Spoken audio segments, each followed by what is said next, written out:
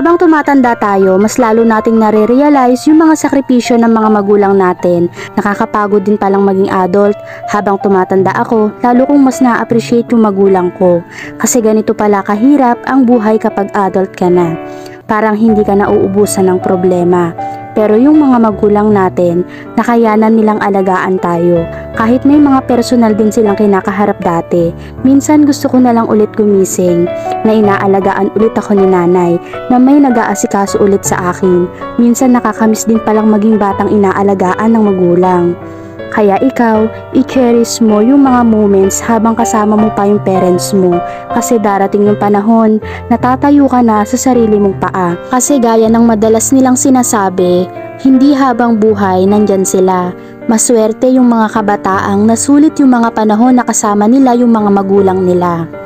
Kumpara doon sa mga anak na hindi nila nakapiling ang mga magulang nila simula nang ipinanganak sila.